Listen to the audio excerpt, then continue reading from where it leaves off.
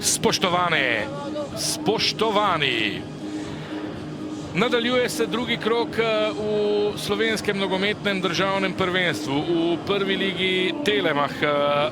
Sliko smo zdaj v domžalskem športnem parku, nad katerim se zgrinjajo temni oblaki, prav lahko, da bo med tekmo deževalo. Zaenkrat padavin sicer še ni, čakamo na začetek obračuna med Domžalami in Bravom. V nadaljevanju potem prek poplatnika zabil še enkrat, torej slavil. Ampak to je edina uradna tekma, ki so odigrali Bravaši. Slišali ste, med tednom so podaja Džapa proti Šturmu. Šturm in Katinić. Šturm je prišel do žoge, Šturm in gol! 1:0 za Domžale. Strelec Daniel Šturm v 30. minuti. Ali je šlo tu morebiti za prepovedan položaj Šturma? Pa tule zdaj poglejmo. Takole Džapo iz avta. Ne, ofsajd je bil, brez zadetka. Brez zadetka, torej ostaja 0:0.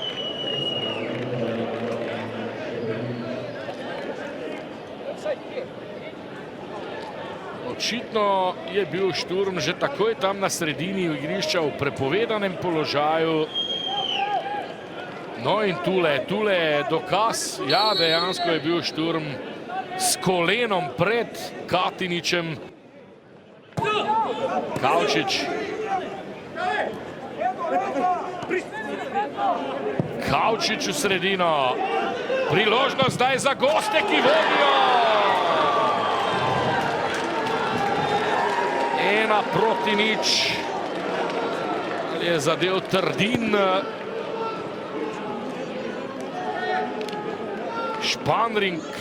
Španring, kot kaže strelec. 1:0, torej za Bravo v 44. minuti.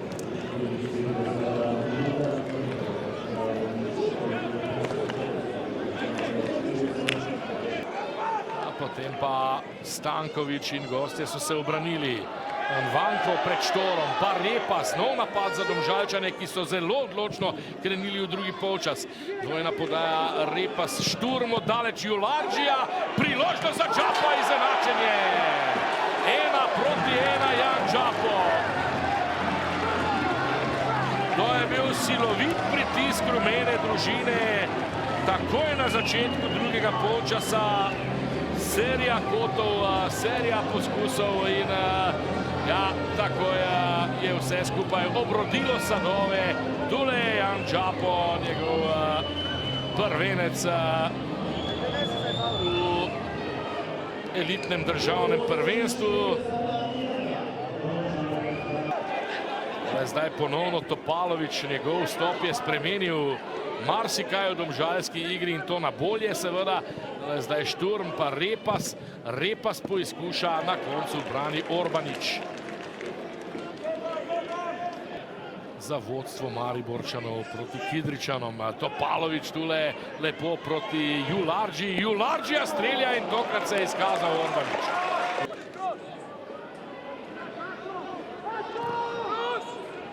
Žilič na desno stran do Šturma. Predložek Šturma. Gneča Džapo, vratnica! 1:1. Domžalčani so imeli izrazito več priložnosti, da predvsem Franko Kovačević danes ni bil na svojem. Simon Rožman, takole po tekmi proti Bravu, rezultat 1:1. Glede na ustvarjene priložnosti, glede na pritisk, ki ste ga vršili proti nasprotni ekipi, bi verjetno zagotovo želeli, ampak si tudi zaslužili kaj več kot 1 točko. Ja se strinjam, mislim, da smo si pripravili več kot dovolj, da bi lahko tekmo peljali v drugo smer, tudi spet zadel, pa potem VAR na par centimetrov, bom rekel, razveljavi, dobimo praktično gol iz edine situacije. Ampak nekako mirno smo poskušali nekako voditi tekmo v smeri, da smo potrpežljivi, da iščemo poti do gola, ali preko globine, ali preko bokov. Tako kot sem rekel, pripravili smo si več kot dovolj, da bi na koncu nekako si prigarali te 3 točke. V tem trenutku samo 1, sigurno s tem nismo zadovoljni, ampak nič ne de, bom rekel, jutri na trening in gremo novim izzivom naproti.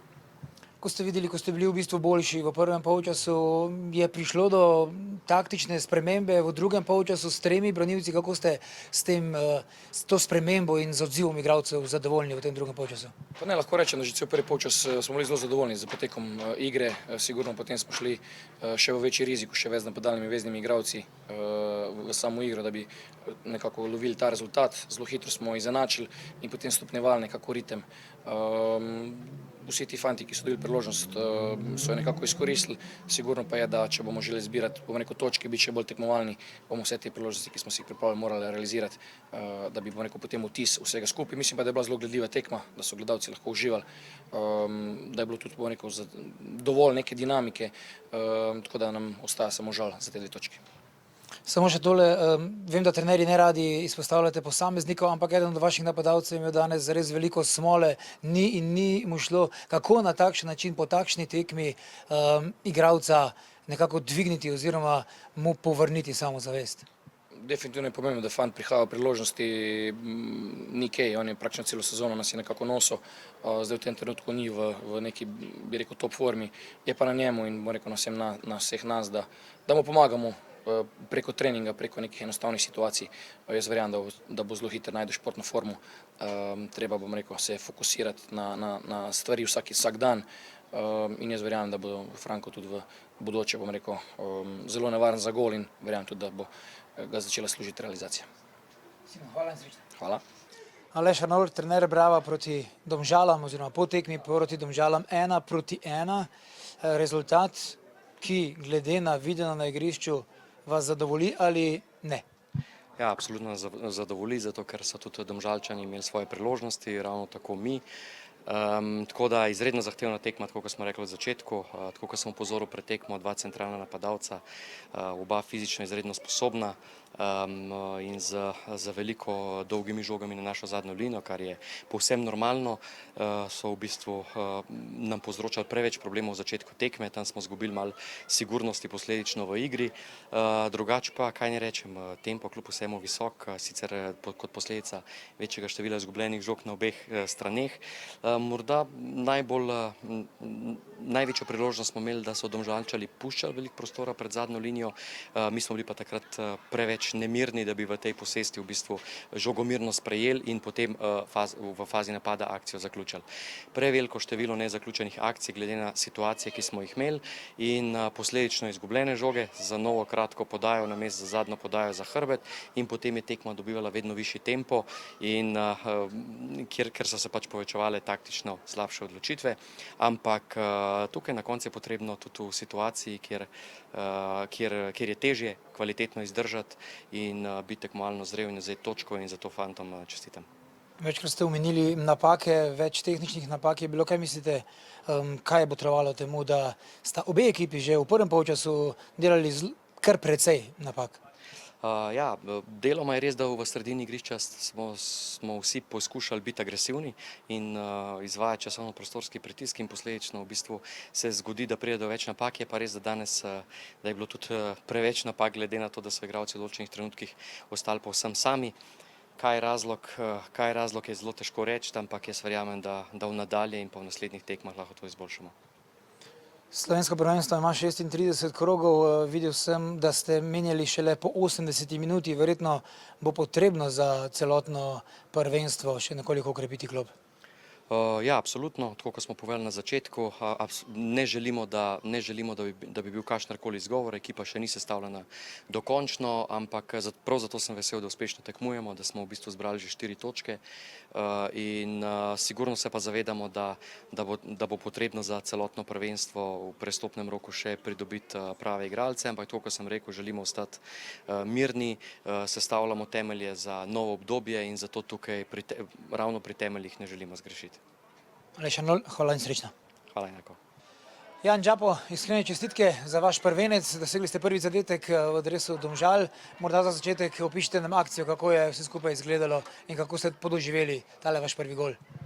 Akcija je bila vrhunska, imel sem malo sreče, saj se je odvijala do mene žoga, ampak prvi gol je drugače vse. Sem vesel, vse. kar nekaj časa ste se, oziroma celotno tekmo ste se kar precej trudili, mučili, da bi prebili obrambo Brava, ampak samo z enim golom tekma se je končala z 1-1. Glede na prikazano na igrišču ste morda želeli oziroma pričakovali kaj več? Ja, pričakovali smo zmago, hoteli smo zmago, ampak ko ne gre, ne gre. Kako je bilo v sami igri? Opišite nam nekoliko trden blok Brava, verjetno zato to je bil razlog, da niste dosegli več kot en zadetek. Ja, zelo so čvrsto stali skupaj v obrambi. Mi smo si ustvarjali priložnosti, ampak žoga ni hotela noter. Sedaj odhajate na gostovanje v Rogaško. Je novinec v prvi ligi, ampak kljub temu verjetno ne bo lahka tekma. Ja, ziher 100% ne bo lahka tekma, ampak smo pripravili, da zmagamo in gremo naprej. Jan, hvala lepa in srečno. Hvala. Po tekmi v Domžalah z mano kapetan Brava, Gašper Trdin. Gašper, dosegli ste zadetek, najprej iskrene čestitke. Kako je bilo na tekmi? Bila je trda tekma, večino časa ste se morali braniti, ampak ste na koncu lahko s točko zadovoljni? Pa ja, mislim, da smo lahko na koncu s točko zadovoljni. Imeli smo prvi polčas prednost enega gola. Vedeli smo, da bojo oni takoj v drugem polčasu pritisnili in nekako takoj mislim, da so bili 3 minute in smo dobili takoj gol. Nekako nismo znali odgovoriti. Mogoče še to, ta naša neizkušenost, ampak mislim, da bo iz tekme v tekmo boljši in ja. Kako je bilo pa samo, da rečem, v obrambi trpljenje? Kar precej časa ste garali, ste izbijali žoge, ste bili na svoji obrambni tretjini. Ja, mislim, da je bil problem v tem, da ko smo prišli do žoge, da nismo odigrali naprej in nekako zadržali in prišli bližje, ampak smo jih takoj prve 2-3 žoge takoj izgubili in v tem je bil problem. In pol smo večinoma časa trpeli, ampak mislim, da na koncu smo lahko zadovoljni s točko iz ene težkega gostovanja iz Domžal. Gašper, hvala in srečno. Hvala.